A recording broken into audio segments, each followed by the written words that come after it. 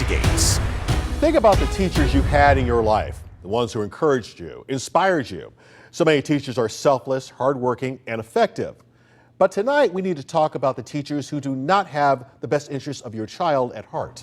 So we have covered dozens of recent local cases of teachers accused and sometimes convicted of targeting students for sex. There are experts whose job it is to help us all prevent child sex assault and rape. So we asked them, what do you do? What do you say to keep your child from becoming a victim? Yes, you know about the Plum teachers. So far, 2 teachers there have pled guilty to having sex with their students.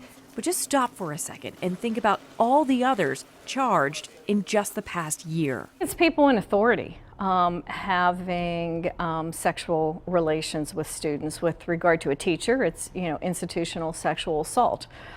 It's a crime. They are not just men. Teacher's aide Michelle Mellinger pled guilty to having sex with her students. Megan Batty-Kiefer, a high school rowing coach, was found guilty. Student rape is happening in many of our highest performing suburban schools.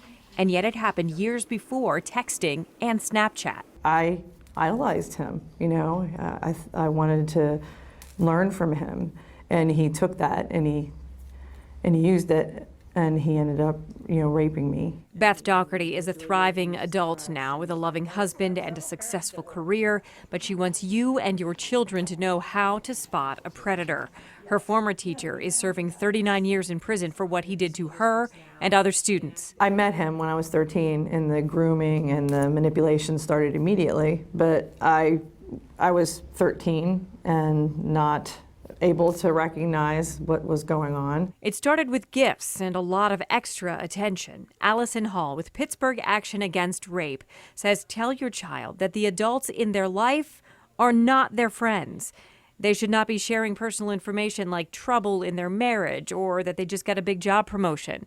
A big red flag is an adult who allows your child to do something you do not. Such as have a drink, drive before they're 16 without a permit, view pornography, and then that person will leverage that secret that they have with your child. Some red flags you know. A teacher or coach should not be texting your child late at night or really at all. Because the reality is a teacher should not be texting your child. In fact, Allison Hall suggests you call your child's school and ask them how the district handles the flow of important information like homework assignments and practice schedules. What is your policy on teachers or school personnel communicating with my child, whether that be a coach, whether that be a teacher? And let your child know that they can talk to you about absolutely anything. If somebody approaches them and somebody in their lives gets them to do something they think they will be punished for, please let them know that they will not be punished. You want your child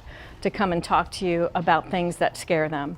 And even if that involves something that they may have done that's wrong. Beth Doherty found the courage to speak up after the man who raped her started zeroing in on her little sister. She was talking to me one day in the hallway, and he came up and started flirting with her, and I realized that she was in danger, and that was the day that I told a trusted adult. Beth is unfortunately an expert. She wants to use what happened to her as a way to stop it from happening to your child.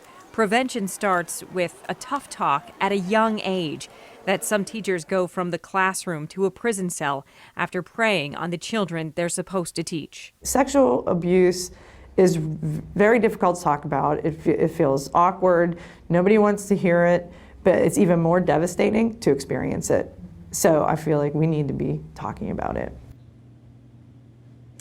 Right, so a lot of schools are really taking this head on right now. The PA School Board Association recently suggested a policy change to school districts that really specifically spells out how all adults in the school setting should and should not be communicating with students, and some schools have adopted that policy. So what you can do is call your district to see if they did adopt that policy or a similar one. We have posted a link on WTAE.com to Pittsburgh Action Against Rape. They have more tools to help you with this difficult but important talk with your children. I got to thank Beth Doherty for being brave enough to share her story so other kids don't get hurt. Brave indeed. Shannon, thank you.